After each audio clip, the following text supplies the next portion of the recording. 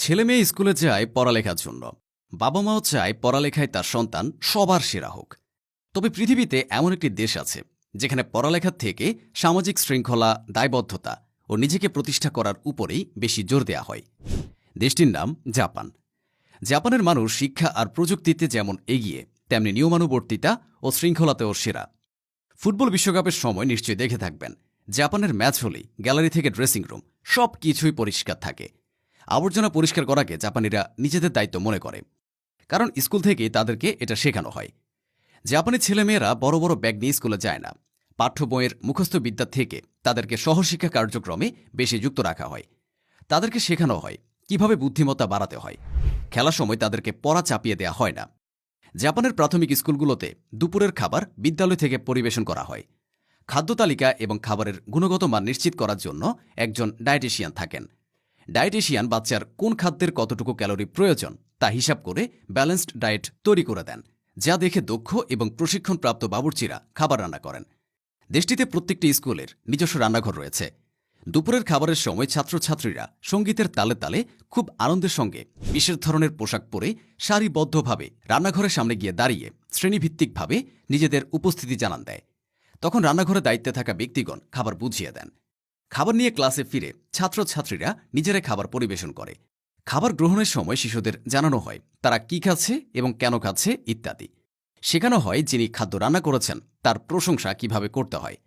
খাবার গ্রহণের সময়টাতে শিশুরা প্রার্থনা শুরু করে এবং খাবার শেষেও। খাবার গ্রহণ শেষ হলে শ্রেণীকক্ষ পরিষ্কার করে আবার শিক্ষা কার্যক্রম শুরু হয়। স্কুলে খাদ্য গ্রহণ করার জন্য রয়েছে সুন্দর ব্যবস্থাপনা। খাবার গ্রহণের আগে এবং পরে যাতে শিশুরা হাত ধুতে পারে তার জন্য প্রতিটি ক্লাসরুমে এবং ফ্লোরে রয়েছে বিশেষ ব্যবস্থা। বেসিন এবং পানির ট্যাপগুলো শিশুদের বয়স বিবেচনার উপর ভিত্তি করে বসানো হয়। ওয়াশরুমে ছবির সাহায্যে হাত ধোয়ার গুরুত্ব এবং পদ্ধতি বলে দেয়া থাকে। প্রতিদিন দুপুরে খাবারের পর ছাত্রছাত্রীরা নিয়ম মেনে দাঁত ব্রাশ করে। মাঝে মাঝে দাঁতের ডাক্তারগণ এসে শিশুদের চেক আপ করেন। জাপানের স্কুলগুলোতে পরিচ্ছন্ন শৌচাগারের উপর বিশেষ গুরুত্ব দেয়া হয়। প্রত্যেকটি ফ্লোরে পরিচ্ছন্ন শৌচাগার রয়েছে। শৌচাগারগুলো ছেলেমেয়েদের বয়স উপযোগী করে তৈরি করা হয়। বাথরুমে যেতে যেসব জুতা পরিধান করা হয় সেগুলো দরজার সামনে পরিপাটিভাবে সাজানো থাকে। প্রাথমিক বিদ্যালয়গুলোতে তৃতীয় শ্রেণী থেকে প্রোগ্রামিং শেখানো হয়। ছাত্রছাত্রীদের জন্য সমৃদ্ধ ল্যাবরেটরির ব্যবস্থা রয়েছে। রয়েছে কিচেন রুম। শ্রেণীকক্ষে যেসব বিষয় শেখানো যায় না তার জন্য ফিল্ড ট্রিপের ব্যবস্থা করা হয়। ফিল্ড ট্রিপে শেখানো হয় কিভাবে ধান লাগাতে হয়, কিভাবে পরিচর্যা করতে হয় ইত্যাদি। জাপানে প্রায় বিভিন্ন প্রাকৃতিক দুর্যোগ ঘটে।